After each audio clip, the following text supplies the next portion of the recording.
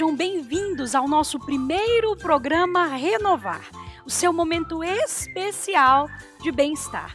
E neste período de pandemia, nada melhor do que trazer para você uma pauta especial sobre família. Filhos em casa, sem aula, socorro! O que fazer com tanta energia? Para falar um pouquinho sobre isso, a nossa entrevistada de hoje é a Jéssica Santos, que tem mais de 20 anos de experiência em sala de aula e é especialista em contação de história. E vai compartilhar conosco um pouquinho da sua experiência. E para abrir o nosso primeiro programa, nós trouxemos aqui a Jéssica Santos. Seja muito bem-vinda, muito obrigada por ter aceitado o nosso convite, né? A Jéssica, como eu havia dito, ela é professora, tem uma experiência de mais de 20 anos de sala de aula, é especialista em contação de histórias, é casada com Dário, mãe do Caleb, que tem 6 anos, e está esperando a Ruth, que está com a gente também na nossa entrevista. Bem-vinda. Obrigada, é um prazer estar aqui com vocês para compartilhar um pouquinho das minhas vivências. Coisa boa. Jéssica, conta pra gente, para as mães, os pais, enfim, a família que está assistindo, que está vivendo aí esse drama, né? Os filhos não estão em sala de aula, o tempo todo em casa, aquela energia. E aí, é possível condicionar uma rotina com os pequenos? É possível e é necessário, para que se tenha aí pelo menos um pouquinho de qualidade no lar, né? Porque senão sem a rotina fica tudo desestruturado. É importante sim. Joia. E para o pessoal que está nos acompanhando, o que é essencial na rotina da criança? O que tem que ter? Tem que ter os horários para o estudo, né? Se ela estiver nessa fase de estudo. Se não estiver, a mãe pode focar para atividades que estimulem o desenvolvimento da criança. Então, esse momento é necessário. Logo em seguida vem a questão do almoço, das refeições. Também é necessário estabelecer os horários para que a criança se alimente adequadamente. A questão do desenho ou de um eletrônico, um momento de brincadeiras com a mãe, com o pai ou com alguém da família. São os básicos aí nessa rotina que nós estamos vivendo um pouco diferente do normal, né? Verdade. E em relação ao sono, me parece que nesse tempo de pandemia, dos filhos em casa, alterou um pouquinho aí os horários de dormir. É isso mesmo? Alterou, inclusive lá em casa, o Caleb mesmo, ele dormia entre 9 horas e agora ele está dormindo 11 horas da noite. Alterou bastante, muitas mães compartilharam isso comigo e tem sido uma das questões que elas têm pedido ajuda. Joia.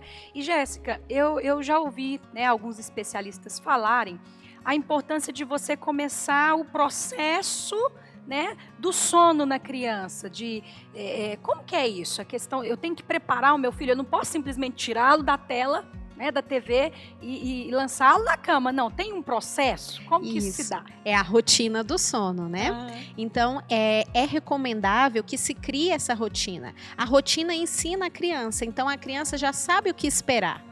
Lá em casa, nós fazemos assim, o Caleb vai tomar banho, aí depois tem um chazinho quentinho, de preferência aquele chá que já vai trazendo um soninho, um chazinho de camomila.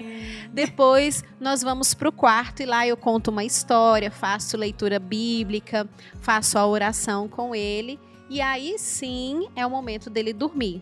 Isso gira em torno de 1 hora mais ou menos e a criança vai seguindo essa rotina e se preparando, se acalmando, se desligando aos poucos. Joia. Você falou aí da história. Já já nós vamos entrar aí com mais detalhes sobre essa especialidade que você tem, que desempenha, né, um tanto brilhantismo, que é a história. Mas antes disso, você também mencionou a questão dos eletrônicos. Já é algo até muito difundido na mídia, muitas pessoas falando a respeito.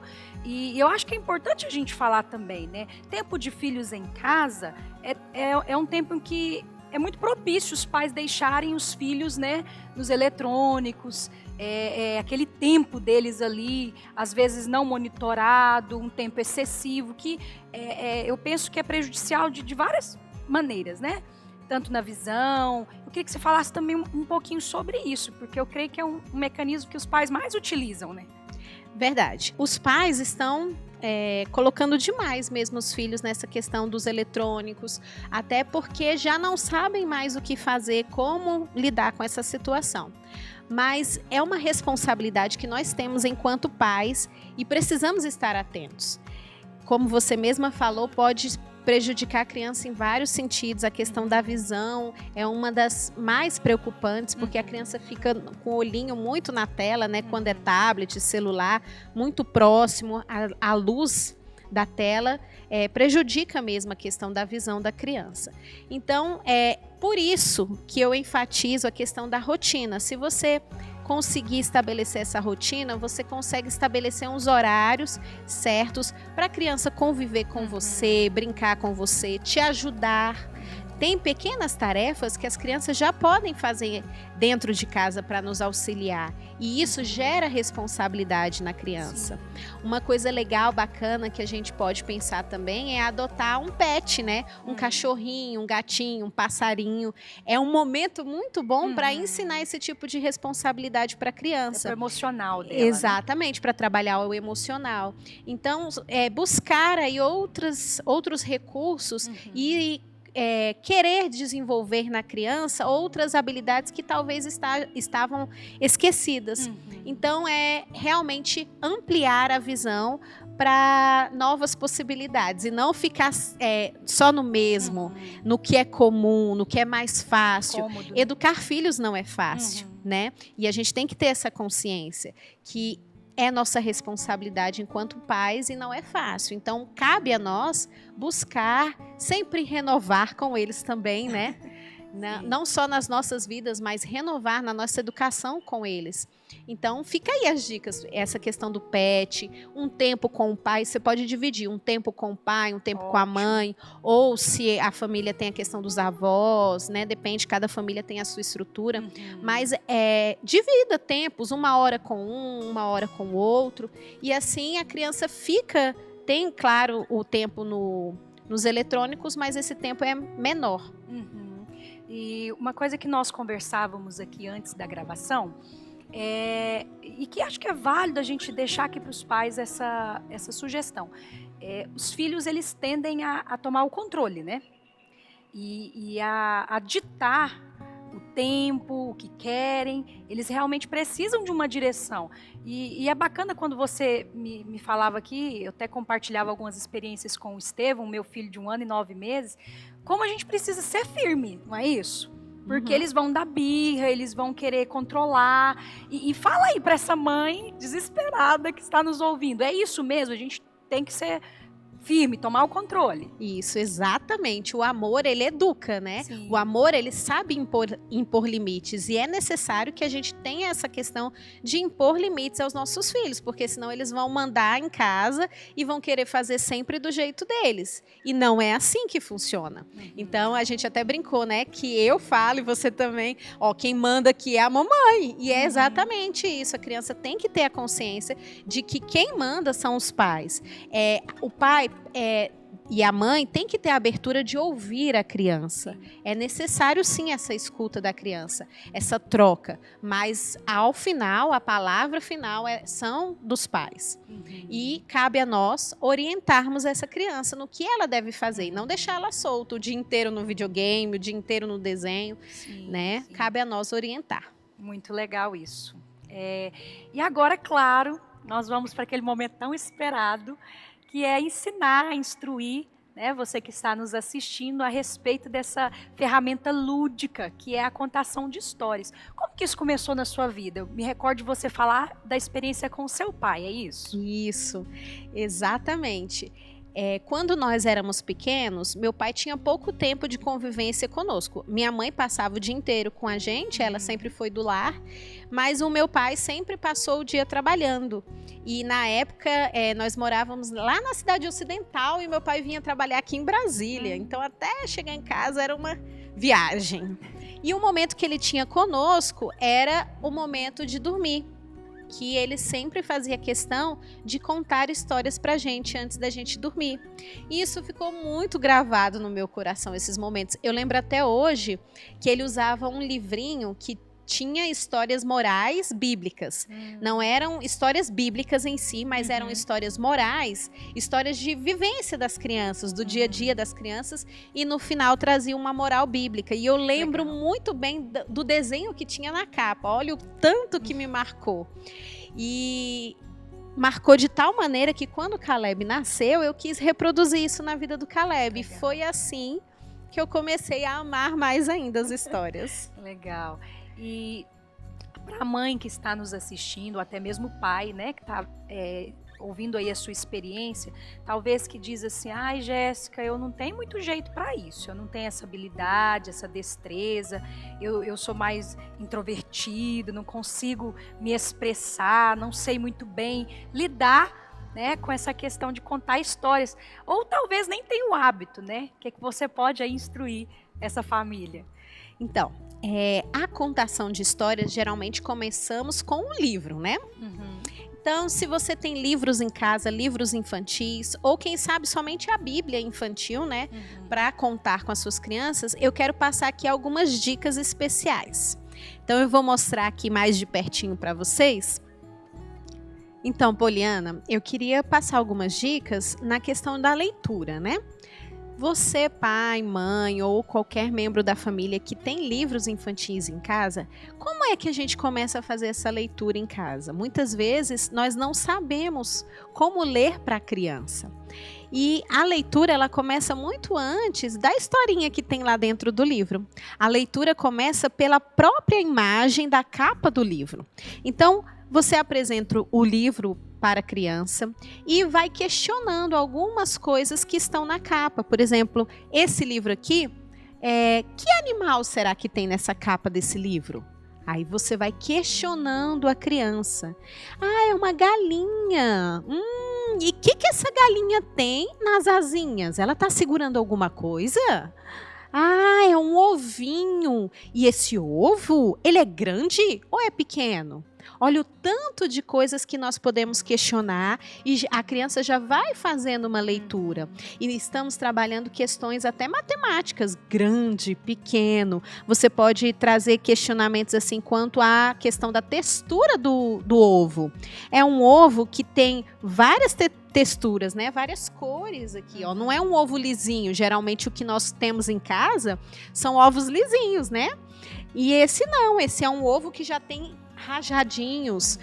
A galinha, onde que a galinha está? Ela está correndo na fazenda? Não, ela está sentadinha. E onde será que ela está sentada?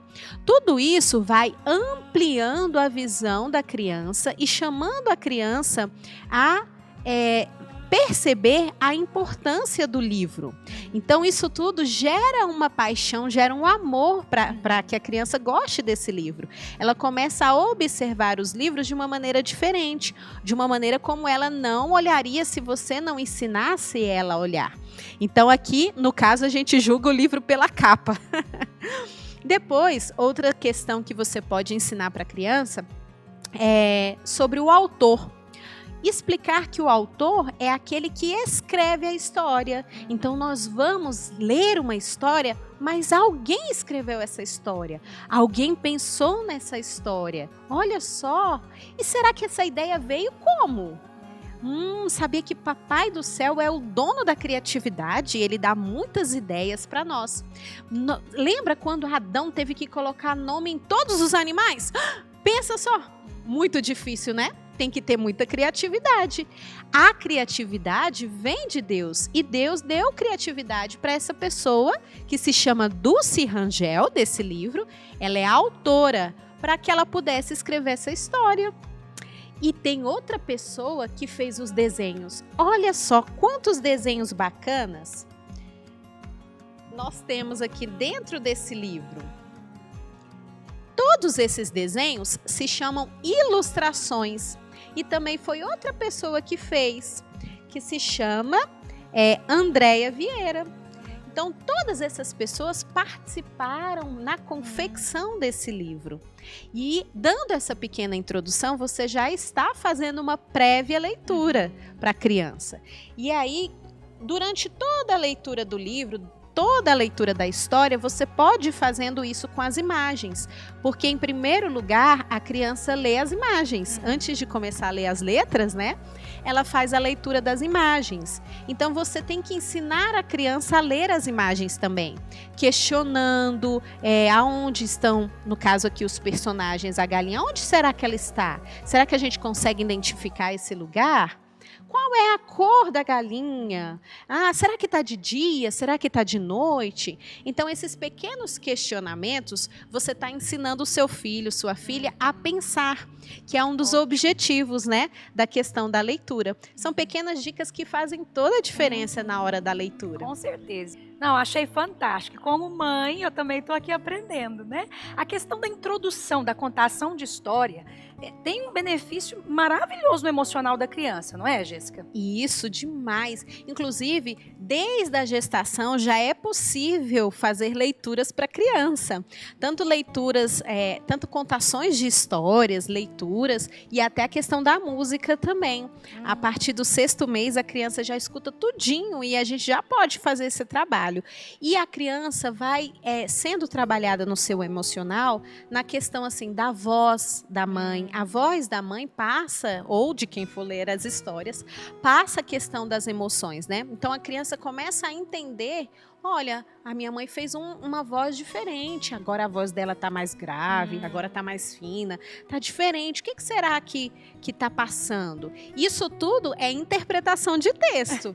E isso tudo já dá para fazer desde o ventre, desde quando é bebezinho. No começo, a gente pode sim mostrar o livrinho, como eu falei aqui, e já fazer essas pequenas intervenções. Ela vai entender tudo que eu estou fazendo? Não, mas a sua expressão, a sua tonalidade de voz ensina. E com a repetição, a rotina, isso vai gerando aprendizado na criança. E pouco a pouco ela vai absorvendo isso e vai se tornar tão natural que vai ficar para a vida toda. Ótimo. Achei muito legal você citar a questão da musicalidade, né? Isso é tão importante. Eu me lembro na gestação do Estevão que Deus me deu uma música para ele. E eu escrevi, inclusive a pastora Joana e o pastor Cid, eles me ajudaram na composição aí, nos arranjos, e nós gravamos a música. E é tão interessante isso que você diz, que até hoje, quando o Estevão está muito agitado e eu começo a cantar para ele a canção que eu cantava no ventre, ele começa a sorrir e se acalma, né? Tanto que é importante você já ir cultivando, né, a música na vida da criança. Mas talvez o pai, né, a mãe que está nos assistindo, eu não tenho essa habilidade, né, de escrever ou de criar uma música. Como que é isso, Jéssica? A gente pode introduzir canções, né, já disponíveis, como eu posso também, de acordo com aquela leitura, criar uma musiquinha. Sim, eu faço os dois. Então a gente pode sim, tem tantas belas músicas, né, do nosso repertório cristão que podem ser utilizadas nesse momento com as crianças. E você também tem essa liberdade de criar, não tenha vergonha de criar. Nosso Deus é o Deus criador e Ele nos dá essa criatividade para a gente poder usar. É necessário que a gente tenha a ousadia de usar. Às vezes a gente se trava, né? É igual o elefante que você estava falando. Mas é necessário a gente ter essa coragem. E por que não começar com os nossos filhos, né? Sim, é verdade. E talvez você que esteja nos acompanhando, está perguntando aí, e a questão do devocional com os nossos filhos? Tem tudo a ver também, né? Esse momento de contação de história está totalmente ligado também a esse período de altar com os filhos, que pode começar desde o nascimento. Sim. Desde a gestação. Sim, exatamente. Quando nós falamos de histórias aqui, inclui as histórias bíblicas. Eu comecei a trabalhar com Caleb com as histórias bíblicas. Então, eu sempre tinha esse momento de mostrar para ele a Bíblia, mostrar a figura dos personagens, questionar sobre o que Deus queria nos ensinar naquela história. E até depois eu fazia algumas atividades artísticas mesmo, ou colocava a música que tinha associação com a história, e isso tudo ia ampliando o conhecimento. E é tão interessante que histórias que eu contei para o Caleb quando ele era bebezinho, até hoje ele lembra de detalhes, né? Então fica marcado, é uma sementinha, como você falou aí de semear, é uma sementinha que fica para a vida inteira, né? É verdade. Alguns pais talvez tem a ideia de que precisa esperar um tempo para começar a ter o seu devocional com o seu filho. E eu creio que não é por aí, né? Não. Na gestação eu já orava com o Estevão, mas uma experiência, como você comentou do Caleb, muito interessante também que acontece com o Estevão, é que desde bebezinho, assim que ele acorda, eu tenho um tempinho, claro que respeitando o tempo dele, de oração com ele. E é tão interessante que ele já levanta a mãozinha, né? Ele, de alguma maneira, já compreende, né? Que aquele momento é um momento de fé, de adoração a Deus e está sendo gerado no coração dele, né? Então, você pai, você mãe, por mais atarefado que você esteja, as mães aí multifuncionais, né? Com tantas atividades, destine um tempo, né? De qualidade com o seu filho, ainda que pequeno. Né, um tempo pequeno para você estar orando, estar ensinando, tá contando histórias e gerando ali a fé no coraçãozinho do seu pequeno. Não é verdade? Com certeza. Amém. E a Jéssica, ela também ministra alguns cursos, né? E eu sei que tem muitas pessoas aí abençoadas em todo o Brasil que acompanha esse curso que você ministra. Fala um pouquinho dele pra gente. Então, são 2 cursos. O primeiro e os 2 são voltados para professoras, né? O primeiro é sobre práticas lúdicas. Muitas professoras, elas querem passar o conteúdo, mas não sabem como fazer isso de uma maneira que atrai a criança, de uma maneira que seja significativo para a criança. Não é só ensinar as letrinhas A, B, C, D. Antigamente, a gente era ensinado muito assim, né? O tradicionalismo, e tinha que cobrir os pontinhos. Mas hoje se busca ensinar de uma maneira que conquiste o coração da criança. E esse conquistar, esse encantar, tem a ver com a ludicidade. Então, eu ensino as professoras a terem essas práticas lúdicas em sala de aula com as crianças, ensinando de uma maneira criativa, dinâmica, participativa, mais alegre, né? Legal. E que fique realmente no coração gravadinho da criança. E o outro curso são histórias para educação emocional. Por quê? Porque eu vi a necessidade das nossas crianças serem trabalhadas nessas questões emocionais. Como eu atuo em sala de aula, eu vejo crianças muito agressivas, crianças que não têm limites, crianças que choram com muita facilidade. E eu ficava me questionando como eu poderia ajudá-las. E a minha profissão eu tenho como um ministério.